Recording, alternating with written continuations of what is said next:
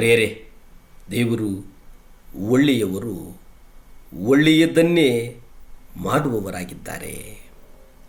ಪರಲೋಕದ ನಮ್ಮ ತಂದೆಯ ಸ್ಪರ್ಶ ನಮ್ಮ ಮೇಲಿರಬೇಕು.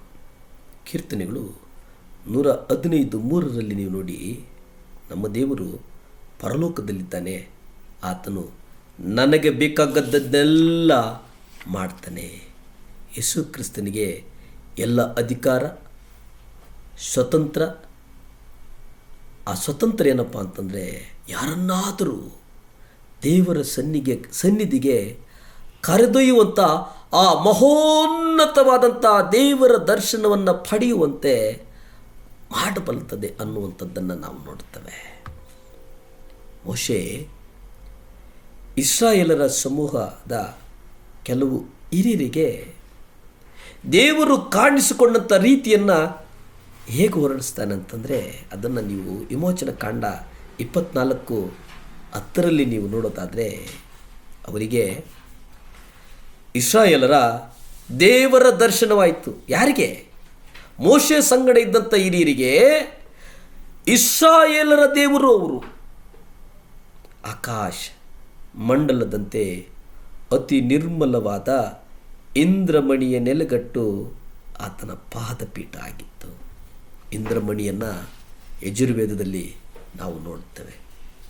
ಎಷ್ಟು ಉನ್ನತವಾದಂಥ ಒಂದು ನೆಲೆಗಟ್ಟು ಅದು ಆತನ ಪಾದಪೀಠ ಆಗಿತ್ತು ಅನ್ನುವಂಥದ್ದನ್ನು ನಾವು ನೋಡ್ತೇವೆ.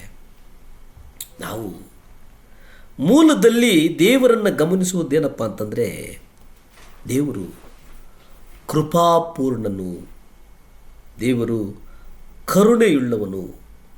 ಕೃಪೆ ಮತ್ತು ಕರುಣೆ ನಿರಂತರವಾಗಿ ನಮ್ಮನ್ನು ಕಾಯುತ್ತವೆ. ಆ ಕೃಪೆಯನ್ನು ಅನುಭವಿಸಿದ್ದೇವೆ, ಕರುಣೆಯನ್ನು ಅನುಭವಿಸಿದ್ದೇವೆ, ಆತನ ಪ್ರೀತಿಯನ್ನು ಅನುಭವಿಸಿದ್ದೇವೆ. ಆತನು ನಿರಾಕರಿಸದ, ಯಾವುದೇ ಕಾರಣಕ್ಕೂ ನಿರಾಕರಿಸುವ ಅಲ್ಲ, ಆತ ನಮ್ಮನ್ನು ನಿರಾಕರಿಸೋದಿಲ್ಲ, ಅಪ್ಪಿಕೊಳ್ಳುವಂಥವರು. ಅದಕ್ಕೆ ವಿಮೋಚನ ಕಾಂಡದಲ್ಲಿ 33:19 ನಾವು ನೋಡ್ತೇವೆ, ಯಾವನ ಮೇಲೆ ದಯೆ ಇಡುವನೋ ಅವನ ಮೇಲೆ ದಯೆ ಇಡುವನು. ಯಾರ ಮೇಲೆ ದಯೆ ಇಡಬೇಕು ಅಂತ ಆತನ ಚಿತ್ತ ಆಗಿದೆಯೋ ಅವರ ಮೇಲೆ ದೇವರು ದಯೆಯನ್ನು ಇಡ್ತಾರೆ. ಯಾರನ್ನು ಕರುಣಿಸುವನೋ ಅವರನ್ನು ಕರುಣಿಸ್ತಾನೆ. ಮೋಶೆ ಈ 40 ದಿನ ಇದೆಯಲ್ಲ, ದೇವರು ಮೋಶೆಗೆ ಕಾಣಿಸಿಕೊಳ್ಳುವ ಮೊದಲು ಹೇಳಿದ ಮಾತಿದು, ನಾನು ಯಾರ ಮೇಲೆ ದಯೆ ಇಡಬೇಕೋ ಆ ದಯೆ ಇಡುತ್ತೇನೆ, ನಾನು ಯಾರ ಮೇಲೆ ಕರುಣೆ ಇಡಬೇಕೋ ಕರುಣೆ ಇಡುತ್ತೇನೆ. ದೇವರ ವಾಕ್ಯದಲ್ಲಿ ಈ 40 ದಿನ ತನ್ನೊಂದಿಗೆ ಇರುವುದಕ್ಕೆ ಮೋಶೆ ಬಲ ಕೊಟ್ಟಂಥದ್ದೇನಪ್ಪ ಅಂತಂದರೆ ಈ ವಾಕ್ಯ. ಅರಣ್ಯಕಾಂಡದಲ್ಲಿ ನಾವು ನೋಡ್ತೇವೆ, ಮೋಶೆಯೊಂದಿಗೆ ದೇವರು ಮುಖಾಮುಖಿಯಾಗಿ ಸ್ಪಷ್ಟವಾಗಿ ಮಾತನಾಡಿದರು ಎಂಬುದನ್ನು ನಾವು ಗ್ರಹಿಸ್ತೇವೆ. ಅರಣ್ಯಕಾಂಡದಲ್ಲಿ ನೀವು ನೋಡಿ, ಮೋಶೆ ಬಹಳ ಸ್ಪಷ್ಟವಾಗಿ ಗ್ರಹಿಸ್ತೇವೆ.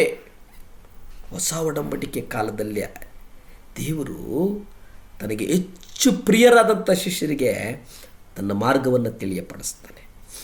ಈ ಕೃಪೆ ದೇವಜನರಿಗೆ ಆತನ ಮಗನಾದಂಥ ಯೇಸು ಕ್ರಿಸ್ತನ ಮೂಲಕ ದೊರೆಯುತ್ತದೆ ಅನ್ನುವಂಥದ್ದನ್ನು ನಾವು ಗ್ರಹಿಸ್ತೇವೆ. ಮರೆಯಲಾಗದಂಥ ಅನುಭವ ಕೊಡುವಂಥವರು ಅದು ಯೇಸು ಕ್ರಿಸ್ತ. ಮರೆಯಲಾರದಂಥದ್ದು, ಮಾಣಿಕ್ಯಕ್ಕಿಂತ ಹೆಚ್ಚು ಬೆಲೆ ಬಾಳುವಂಥದ್ದು ಅದೇನಾದರೂ ಈ ಲೋಕದಲ್ಲಿ ಯಾರಾದರೂ ನಮಗೆ ಕೊಡ್ತಾರಂತಂದರೆ ಅದು ಕೇವಲ ಯೇಸು ಕ್ರಿಸ್ತ. ಪ್ರಾರ್ಥನೆ ಮಾಡಿಕೊಳ್ಳೋಣವೇ. ಭೂಮಿ ಆಕಾಶಗಳನ್ನು ಉಂಟು ಮಾಡಿದಂಥ ಸರ್ವಶಕ್ತನಾದಂಥ ದೇವರೇ, ಕೋಟ್ಯಾನುಕೋಟಿ ಸ್ತೋತ್ರಪ್ಪ.